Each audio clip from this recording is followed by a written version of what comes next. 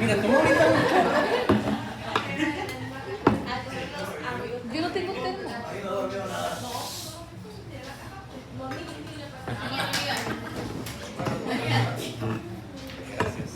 Bueno, pues la Asociación Americana de Tiroides define al nódulo tiroideo como una lesión discreta dentro de la glándula tiroides. Radiológicamente, pues que se distingue del parénquima tiroideo circulante y este puede ser solitario, múltiple, clínico o sólido. Pues la prevalencia del método derivado va a depender de la población que sea evaluada en ese momento. El riesgo de nódulos tiroideos va a aumentar con la edad, el sexo femenino, la deficiencia de hierro, los antecedentes de radioterapia tiroidea, y estos van a ser aproximadamente 4 veces más frecuentes en mujeres que en hombres, y se van a presentar con mayor frecuencia en personas que vienen de zonas geográficas con deficiencia de hierro.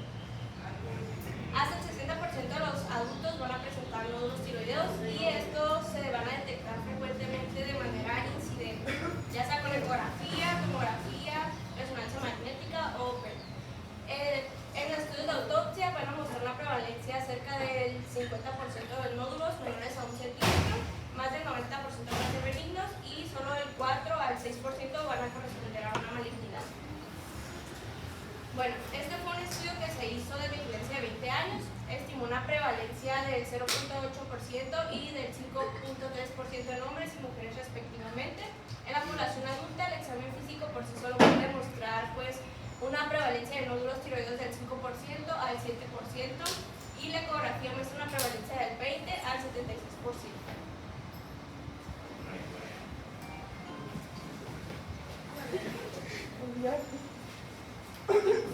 Bueno, ahora vamos a hablar de la fisiopatología. Más que nada tenemos que entender que pues, la glándula tiroides normalmente va a vivir en un equilibrio perfecto entre la multiplicación de células, que va a ser la proliferación, y su muerte programada, que va a ser la apoptosis. En este caso, un nódulo va a aparecer cuando se rompe una de estas tres vías principales o por una mutación.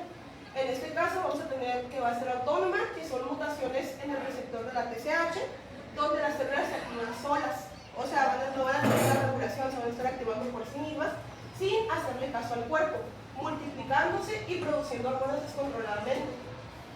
Aquí es donde puede ocurrir lo que es un adenoma tóxico, y pues en estos nódulos va a ocurrir una mutación puntual en el gen del propio receptor de la TSH, que va a venir siendo este.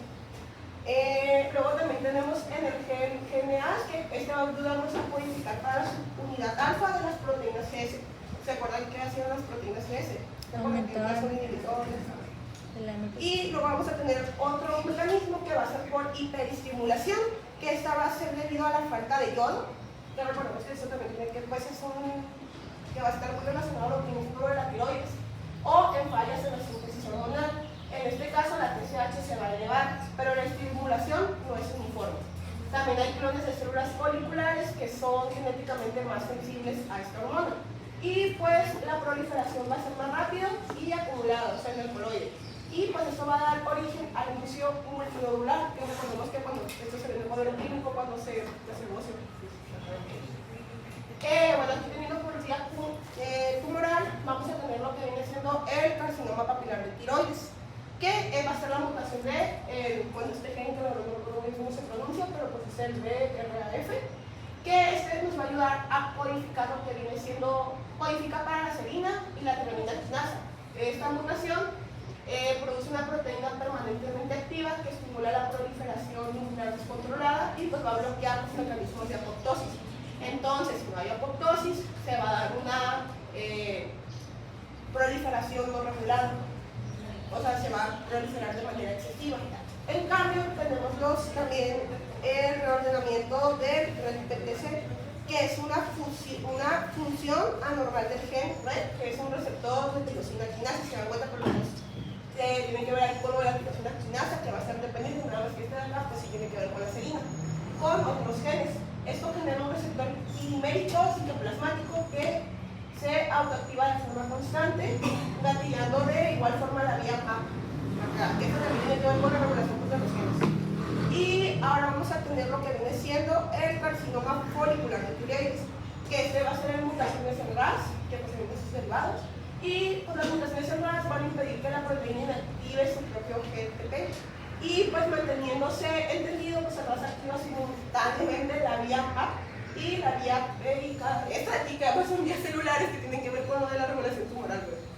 Y vamos a tener la fusión del PAX y el escrito. Normalmente porque es un nombre pronunciar. Que igual forma va a ser un reordenamiento cromosómico, o sea, aquí estamos hablando más de cromosomas y las vías, que altera un factor de transcripción tiroidea, que viene siendo este de aquí, que pues, es por eso que decimos una fusión, uniéndolo al receptor nuclear de acá, o sea, por eso es una fusión, o sea, es tanto como, que igual de forma, pues también es una mutación. Esto altera severamente la diferenciación y maduración de la célula, permitiendo que conserve una arquitectura folicular, pero con un comportamiento invasivo. En este caso, pues por eso es un carcinoma folicular de tiroides. Y ya, sería todo del próximo ejercicio.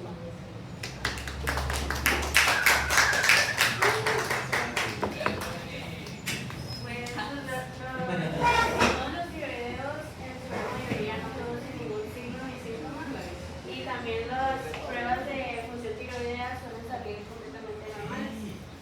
Sin embargo, las manifestaciones clínicas suelen aparecer cuando el nódulo pues, se agranda mucho y empieza a afectar a las estructuras que están alrededor del cuello, como la tráquea y el esófago.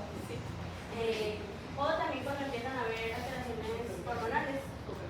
En cuanto a los signos y síntomas asociados al efecto de la compresión por el nódulo, sería que hay un bulto o boce visible a la base del cuello, disfagia, problemas respiratorios como la falta de viento, especialmente al estar acostado, o sensación de cosquilleo en la garganta, cambios en la voz como la ronquera, y es muy raro, pero también suele haber dolor local en el cuello que se puede irradiar hacia la mandíbula o el oído. Y cuando hay alteraciones hormonales, en caso de que el nódulo esté produciendo mucha hormona tiroidea, se asocia al hipertiroidismo. En caso de que esté asociado a una enfermedad autoinmune como la enfermedad de Hashimoto, hay síntomas asociados al hipertiroidismo. En caso del hipertiroidismo, los síntomas serían pérdida de peso repentina, pulso acelerado con latidos irregulares o palpitaciones, nerviosismo, ansiedad, irritabilidad o temblores, insomnio, inquietud, sudoración, picorajosa, rubor, intolerancia al calor, necesidad de defecar con más frecuencia y periodos menstruales irregulares o muy ligeros. En adultos mayores, estos síntomas del hipotiroidismo van a ser más vagos y se van a presentar como fatiga y debilidad muscular. Y los síntomas asociados al hipotiroidismo serían el aumento del peso, fatiga, debilidad muscular, intolerancia al frío, piel seca y pérdida de cabello, infección facial, estreñimiento, problemas de memoria, depresión y periodos menstruales irregulares. ¿No ha llegado quien va a decir a ellos? No. Lo podemos dejar para ¿Eso qué es lo de la sierra? caer.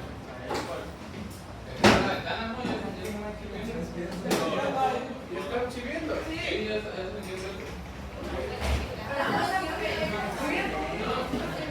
Pobrecita, mira cómo eres algo.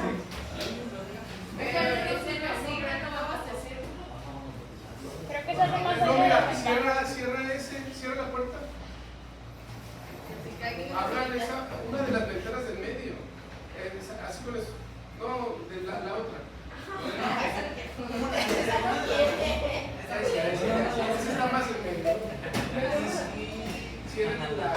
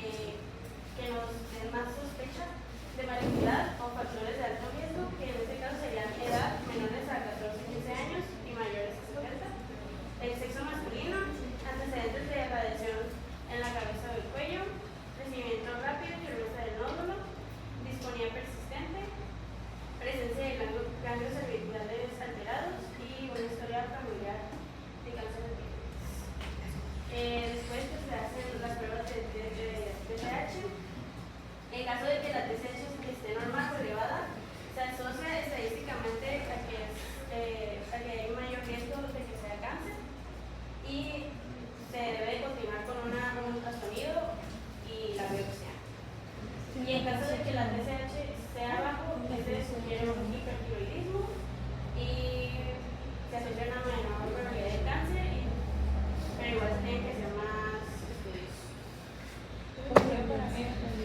Continuando con los estudios de imagen, pues está el ultrasonido, que ese sería el más importante o más relevante, porque es el más sensible y permite medir el tamaño y ver si el nódulo es sólido, quístico o mixto, y para identificar las características sospechosas a cáncer, como irregularidad de los márgenes o la ecogenicidad, y también sirve para hallar la biopsia. También no lo puse, pero también está en las fotografías, que esto sirve para ver la rigidez de los tejidos, pero es inferior al ultrasonido. Es que la restografía es parte del ultrasonido. Es como otra característica más que se puede evaluar por ultrasonido. La radiografía. Sí, es la misma que veíamos en el hígado. Sí, así lo Y pues la gamografía, que esta se indica especialmente cuando la TSH está baja, y aquí se pueden clasificar los nódulos en dos: hiperfuncionante o el caliente, que estos absorben mucho yodo radioactivo y producen exceso de hormona tiroidea, casi nunca es canceroso y se debe dar seguimiento y tratar con yodo radioactivo. Y el nódulo hipofuncionante o el frío, que absorbe poco isótopo y puede ser benigno o maligno, y por lo tanto se debe hacer el ultrasonido y la biopsia. Y la TSC, que esta no es un estudio pues, de rutina, pero se recomienda para evaluar bocios subesternales que estén debajo del esternón, que comprimen la tráquea, o en caso de que haya una sospecha de cáncer avanzado, para ver la metastasis. Sí, entonces la tomografía nos sirve para ver como tal la tiroides, para evaluarla. Podríamos servirnos para ver el tamaño, si es que está el bocio invadiendo el mediastino, por ejemplo, que ya sea un bocio intratorácico, por ejemplo. O como dices, en malignidad, estadificación, ¿no? Bueno, pues seguimos con la biopsia, que es una biopsia por aspiración con aguja fina, que eso se realiza pues con una aguja muy fina, ya por el ultrasonido, y los resultados de la biopsia se pueden clasificar en esta clasificación de Bethesda por fitopatología de tiroides. Se clasifican en 6. La primera sería que no es diagnóstica o inadecuada y se debe de volver a hacer la biopsia. La 2, que es la más común, es la benigna, y pues en este caso solo se da un seguimiento mediante el ultrasonido. La 3, que es la indeterminada, atipia con lesión patrón folicular de significado indeterminado, que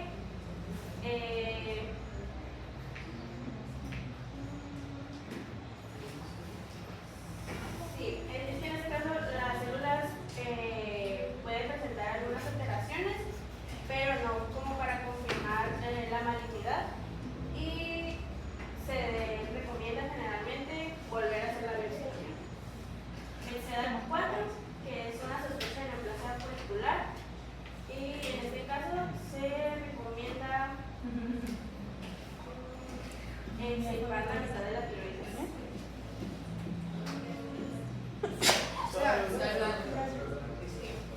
Y Bethesda 5, que es la sospecha de la malignidad, que es una probabilidad de que sea cáncer del 50 al 75%, y se indica la extracción de la tiroides. Y Bethesda 6, pues ya es la confirmación de un cáncer capilar, porque es el más frecuente, pues también puede ser medular o linfoma, y también se recomienda la extirpación de la tiroides. ¿Se va a revisar la planificación o ya? Sí, lo que quedó pendiente, ¿no? Bueno, un escupido por la tabaza, tenemos una clasificación. Aquí vamos a ver que establecer nódulos calientes o hiperfuncionantes, los cuales vienen siendo una producción de hormonas o sesgos como hiperfuncionales, como había mencionado, por el hecho de que mantienen el yodo. A su vez que pues, son captadores de yodo, como se los digo, y a veces son muy benignos. En su contraparte están los nódulos fríos o hipofuncionantes. Eso es su contrario, no producen hormonas, no captan yodo, son muy frecuentes para los que tienen mucha o mayor riesgo de malignidad. Entre el caliente y el frío tenemos los nudos tibios. Esto puede ser una misión o una fusión intermedia entre ambos con la captación de tejido tiroideo normal. Se pueden camuflar en pocas palabras o se puede decir así. No tal cual, pero pues algunas otras clasificaciones también pueden ser los contenidos sólidos, quísticos y mixtos, que son la combinación de ambos. Los sólidos tienen mayor sospecha de malignidad, mientras los quísticos contienen líquido y suelen ser benignos. A su vez también existen los solitarios y los múltiples, perdón. Los solitarios tienen mayor riesgo de malignidad, por eso que sean únicos, mientras los múltiples pueden ser benignos y son un poquito más comunes. Y bueno, yo encontré cómo se clasificaba, que es para la T-Trax, que es la más común, o a su vez la Eutirax, que se utiliza en Europa. Es una categoría con la cual No sirvió, ¿verdad? Lo del aire.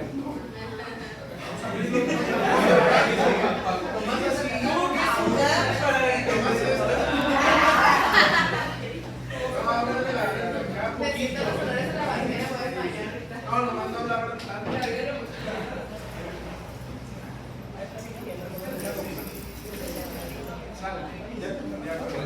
Yo les digo, es la más común utilizar y los componentes pues, o características son su composición, su estructura, forma, orden y calificaciones. Entre más composición tengan o más raro sea su forma o sus características mayor, etc. Esta va del 0 hasta el 7. No, 7 puntos hasta el 5. Bueno, algunos de los que se pueden utilizar pues, son de que son quísicos o espongiformes, mixtos son puntos, los dan dos, en composición, en ecoestructura son anecoicos, hipertizoicoicos, que son puntos, hipercoicos 2 o muy hipercoicos 3. En forma, más anchos que altos dan 5 puntos y más altos que anchos dará 3 puntos directamente porque puede ser un poquito más de malignidad. Bordes, pues si son lisos o mal definidos, tienen 0. Y si son regulares o irregulares o extractiroideos, son 3 puntos o 2. ¿Sí? Las clasificaciones. Las clasificaciones para ausencia de clasificaciones nos dará 0 puntos, frentes que son grandes o periféricas nos dará 1 o 2 puntos, o microclasificaciones que son los más peligrosos nos dará 3 puntos directamente. Entonces ahí lo peor que puede salir es un nódulo sólido, muy hipoecoico, más alto que ancho, y microclasificación. con bordes irregulares y microclasificaciones. Nos da directamente 5 de golpe. Como les decía, pues se va a clasificar de puntos de 0 a 7 o mayor a 7. Mientras que el 0 pues es prácticamente, pues, encontramos algo pero no es preocupante. Mientras va avanzando, como les mencionó en el PAP, es una técnica muy utilizada aquí.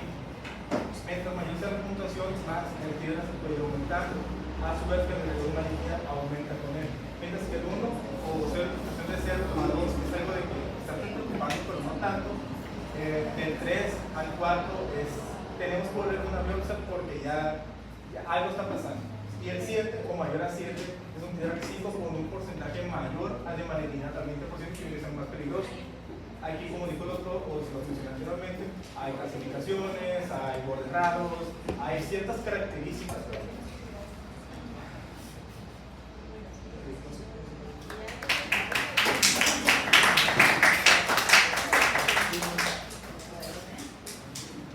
Bueno, pues en cuanto a los hallazgos por imagen, pues sabemos que la tiroides es una glándula que se encuentra pues, en el nivel del cuello, cervicales, anterior. ¿A qué estructuras anatómicas? Bueno, pues anterior como puede ser la tráquea, al esófago, y bueno, pues posterior a otras como los músculos, retroideos como los intrayoideos, por ejemplo, y pues lateral a ella vamos a tener venas y arterias como la carótida y la yugular, que son estructuras pues que nosotros vamos a a poder visualizar para poder identificarlo, porque justamente la van a delimitar. Naturalmente, la glándula tiroides va a ser hiperecogénica si la comparamos, pues, en un ultrasonido con los músculos, pero va a ser isoecogénica si tomamos en cuenta otras estructuras como las glándulas salivales, pues. Pero, pues, para fines prácticos, estamos hablando de anatomía cercana, los músculos va a ser hiperecogénica. Y para nosotros poder visualizar la glándula tiroides vamos a usar tres ejes, como podemos ver aquí, longitudinal, transversal y anteroposterior, según lo que nosotros queramos medir, porque necesitamos saber primero cuánto mide la glándula normalmente para poder nosotros dictaminar si está crecida o hay algún cambio en la misma. Entonces, pues como les mencionaba, es hiperecogénica, polos regulares, ecotextura pues es homogénea y su eje longitudinal, pues o sea, la imagen, como podemos ver aquí, de superior a inferior, que es lo que nosotros vamos a visualizar, en este caso en un corte transversal. Anterior, va a medir, como les dije, de entre 30 a 60 milímetros. Hay quienes dicen menos, porque hay a veces contradicciones en las bibliografías. Y en cuanto a su eje transversal, pues que vamos a medir aquí, lo ancho, o sea, de izquierda a derecha en los lóbulos. ¿Cuánto puede medir? Pues entre 15 a 20 milímetros. Y en su eje anteroposterior, que normalmente se usa también para medir pues los lóbulos, pero también el istmo, pues el istmo suele medir no más de 3 milímetros, que es lo que estamos observando aquí. Este es el istmo, estos son los lóbulos tiroideos, esta es la tráquea.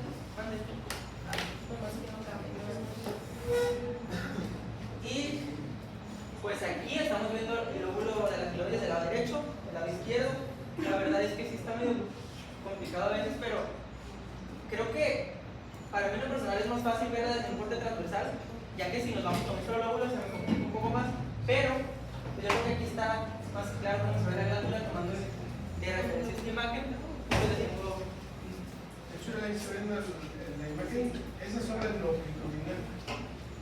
Esa que tocaste, ¿cuál tocaste? La de allá, ¿no? Sí.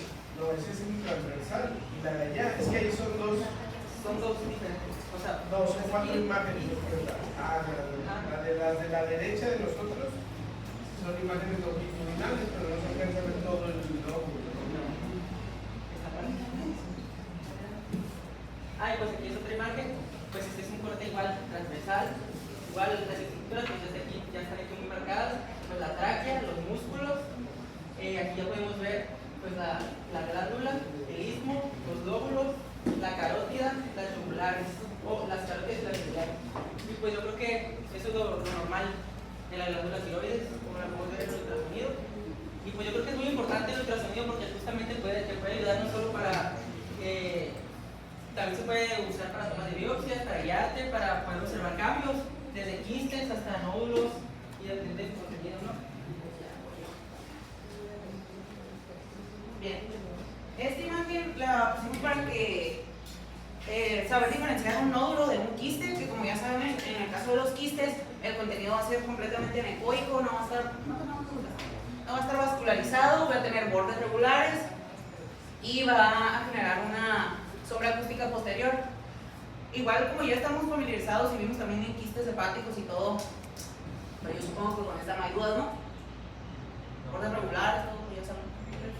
Y bueno, pues en el caso de los nódulos, que ahorita se los van a explicar, sí se ve un poco más blanquecino en la parte interna del quiste, pero pues como les digo, ahorita les van a explicar.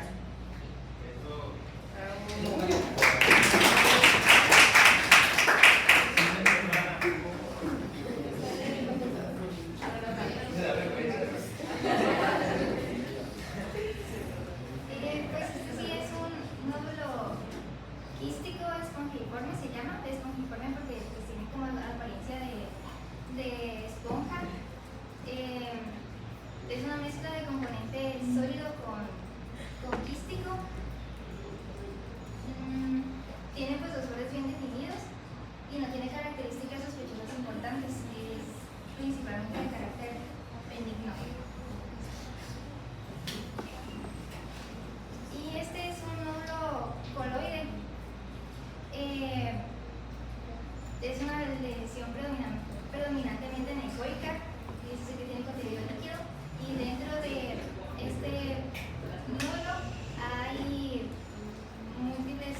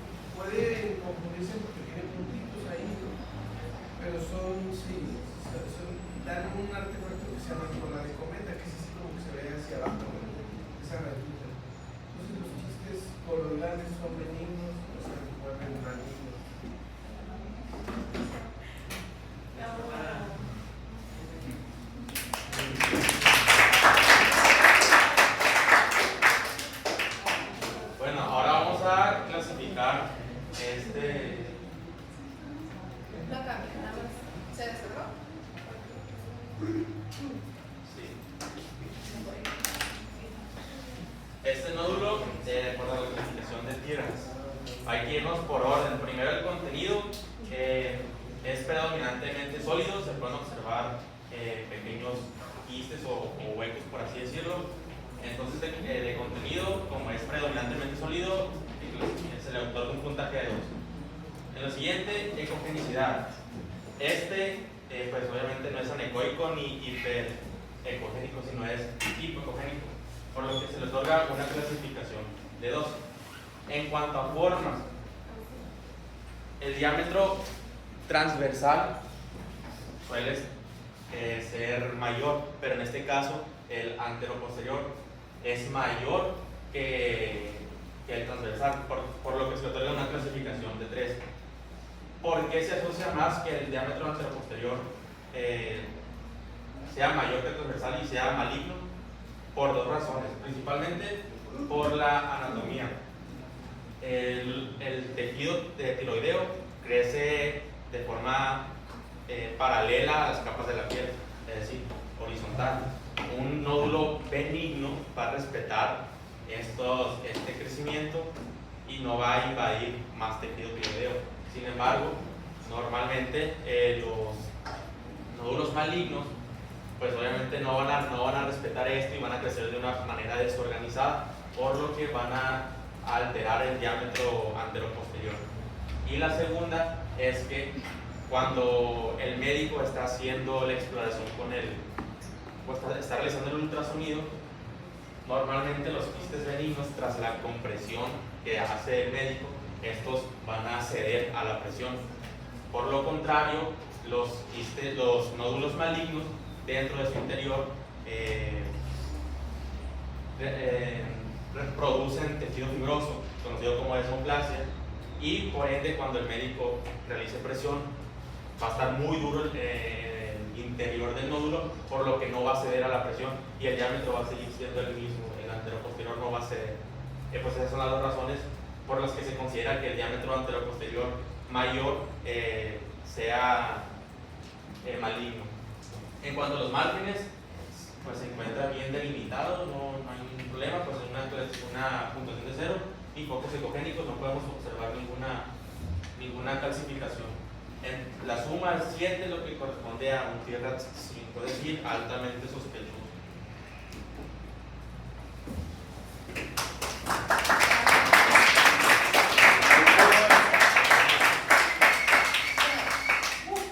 Este es otro ejemplo de un nódulo sólido. Si podemos ver que la masa se ve pues todo de una misma densidad. La diferencia que tiene con el que mi compañero acaba de describir es que este sí es más, tiene una mayor longitud de lado a lado que anteroposterior, lo cual quiere decir que tiene una mayor probabilidad de benignidad.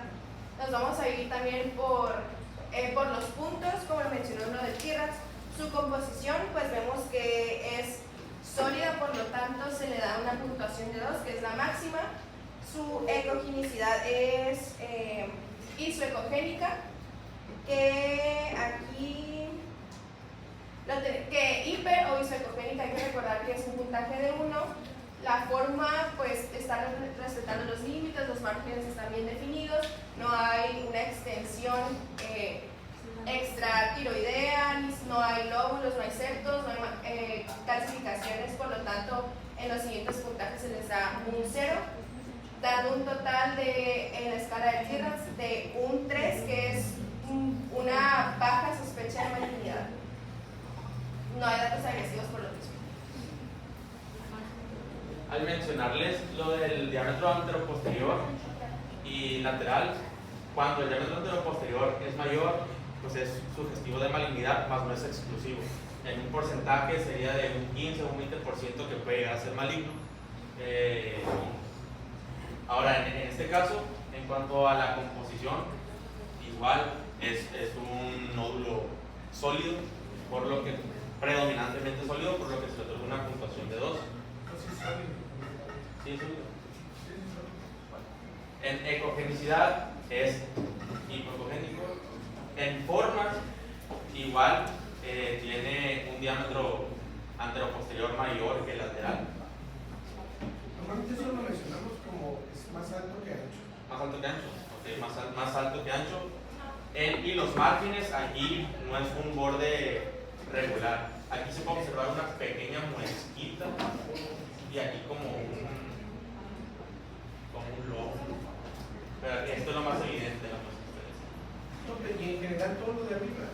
Es que no se ve exactamente dónde termina y dónde empieza, ¿no? Y en cuanto a focos ecogénicos, este tiene macro calcificaciones. Aquí se puede observar claramente la sombra acústica posterior. Macro calcificaciones. En cuanto a las calcificaciones, se mencionaba que pueden ser microcalcificaciones o macrocalcificaciones. Estas no suelen ser tan agresivas, son más indicadores como de necrosis dentro de muerte celular dentro del nódulo.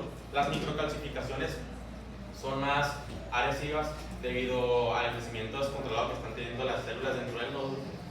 Producen esto debido a que alteran los captadores de yodo y sodio que tienen este, pues el cúmulo de sodio forma las microcalcificaciones. También un dato que encontré son las cáscaras del huevo, que no sé si venga más adelante, que la cáscara de huevo es como unas calcificaciones alrededor periféricas del nódulo que indican que he estado ahí por mucho tiempo. Sí, o sea, no significa que sean agresivas, sino que sugieren más. O sea, o hay más probabilidad de que ese nódulo que tiene microcalcificación sea maligno. O sea, son de mayor sospecha. Y pues ya sumando todo, pues nos da una puntuación de 10 que corresponde igualmente a tierras 5, altamente sospechoso. Ahora bien, hablando de eso de las microcalcificaciones y nódulos que se comportan o que tienen un aspecto de mayor malignidad, aquí tenemos un ejemplo. Aquí dice que lo más importante son los focos ecogénicos puntiformes, y vemos que son como muchos puntitos brillantes, lo que va a aumentar mucho la sospecha de malignidad, por lo que ya explicó mi compañero. Aunque los márgenes y la forma no sean tan sospechosas, los puntos acumulados lo clasifican como alta sospecha. En composición también lo tenemos como isoecogénico, aunque presenta todos estos puntos y estas microcalcificaciones puntiformes, por lo cual se les da una puntuación en tierras de número 2. En ecogenicidad tenemos que es, pues lo manejaron con un 2, que significa hipoecoico, pero no significa que piense, lo veo isoecogénico. Yo lo veo hipo. ¿Lo ve hipo usted? Bueno, entonces hipoecoico, que igual se le da una calificación de 2. La forma y los márgenes están pues respetados de igual manera, son más anchos que altos, que quiere decir que respetan una anatomía relativamente normal. Y lo que aquí se presenta que hay muchos focos ecogénicos o microcalcificaciones, por lo cual sumando los puntos se les da un total de 7, dando un T-RAX clasificación del número 5, que es de alta sospecha de malignidad. También había leído que ya estando en tierra 5, que es altamente sospechoso, si estos medían menos de medio centímetro, pues se dejaban en observación. Y si no, ya se realizaba un aspirado con una aguja fina. Y este pues es una gamografía, que aquí es más para observar la funcionalidad del nódulo. En este caso podemos observar una hiperfunción, es decir, un nódulo caliente. En caso de que sea un nódulo frío, pues sí va a haber menos hipocaptantes e incluso no tener color. Y esto indica la secreción que está teniendo la tiroides, bueno, el nódulo. No la secreción, sino la captación de yodo.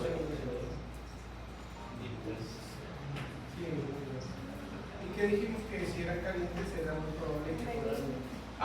Sí, porque si son nódulos fríos, habla de menos función, es decir, que se están desespecializando las células de la tiroides. Y ya para terminar, también tenemos una imagen que es una tomografía computarizada en corte axial a nivel del cuello. Decía que esto sí, eso dice probablemente, pero para mí sí es con contraste, en la cual se puede observar que en el lóbulo derecho se encuentra una masa bien delimitada con forma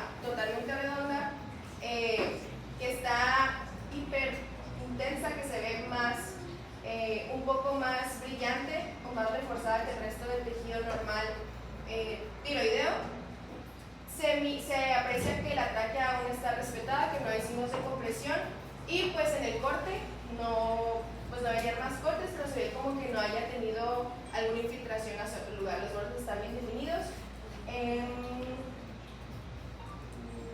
Y pues nada, se maneja que es muy probablemente simplemente un nódulo tiroideo. La lesión se ve relativamente bien delimitada, como ya les mostré. No parece que sea muy grande. Y la tráquea, como ya les dije, se ve permeable, al igual que las estructuras adyacentes a ella. Por lo tanto, pues este paciente se manejaría nada más en una observación. No. ¿Qué le harías a ese paciente? ¿No? Biopsia, biopsia con BAF. Observación dijiste. ¿Cómo lo vas a observar? Pues lo que se sabe. ¿A qué? Los ultrasonidos. No, así mejor un ultrasonido. Ya les había explicado que la tomografía no sirve para valorar la tiroides. Si bien, así es como si hubiéramos visto. Bueno, no. El chiste es que si estamos viendo que hay un nódulo, pues ya sí tenemos, esa sería la indicación para hacer ya formalmente bien un ultrasonido y que el ultrasonido nos diga qué comportamiento vamos a tener con respecto a ese nódulo. Y también los análisis para qué. Entonces, pero eso es un hallazgo. suponiendo que el paciente de primera instancia se realizó como primer estudio la TAC y se encuentra este hallazgo, pues ya se indicaría la realización de un ultrasonido a nivel de las tiroides para verificar el comportamiento que tiene y ya tomar acción. Sí, sería casi como si lo hubieran palpado. Okay. Palpado y sigue sin saber nada de eso. Y pues ya, respecto a los hallazgos por imagen, sería todo. Del ataque de la gammagrafía, nada más mostrar una imagen porque realmente lo más común y lo más usual pues es el ultrasonido y lo más accesible y asequible. Entonces, no sé si tengan alguna duda con esto. Yo, o sea, ¿en qué aspecto del ultrasonido se basó para decir que era hipocogénico o isocogénico? Porque, por ejemplo, las imágenes que dieron mis compañeros, la que dio Dania, yo también dije, pues es isocogénico. O sea, y en la que dio Agustín, yo la veía hipoecogénica. Esa era la pregunta que tenía. Pero usted dijo que eso era hipoecogénico, entonces no entiendo. No sé si por este borde. No, es ¿En que qué vemos específicamente? algunas zonas hipocogénicas, pero en este sí no nos vamos a pelear. ¿Por qué? Porque lo que nos basaríamos, ¿quién hizo otro? Dijiste varios, ¿no? Sí, en este. A ver, ¿el cuál otro no estábamos de acuerdo? En ese, por ejemplo, En no es este, hipo. ¿con qué lo vamos a comparar? Con el tejido sano. Si está hipo, ¿no? Sí. Por eso, en este sí no debería haber duda. En el otro, que te digo yo, no nos vamos a pelear. A ver, ponlo para adelante. Es porque aquí no veo la tiroides normal. Pero de como yo la conozco, yo sí creo por experiencia que sería tractita, ¿no? Para mí sí está hipo, principalmente en estas zonas, ¿no? No vamos a destacar las zonas hablando de otro criterio que no tienen microcalcificaciones, no, lo importante es donde sí hay. Y de las zonas más hipoecoicas, pues por eso es que lo vamos a catalogar como hipo. Si te regresas a la normal, a las que puso Germán, miren, ese estaba suficiente. Este sería hipo, ¿no? Bueno, comparen esto, ahora sí regresan al que no tenemos parénquima sano, sí se ve más oscuro, ¿no? O sea, pasa como cuando les decía que en las mamas, que va a haber gente que diga que A, B, C o D, que tiene mucho tejido fibrogranular o menos. Ya son criterios cualitativos, pero en eso no va a ser. En el parénquima sano. Si no vemos parénquima sano es difícil hacerlo, pero si te fijaste en el anterior, sí daba para ello, ¿no? Ahora, no se preocupen tanto, porque ustedes pues, se van a basar también más en el reporte, ¿no? Los sonidos deben de venir todos reportados. ¿Qué más? Ya sería todo por allá, por allá.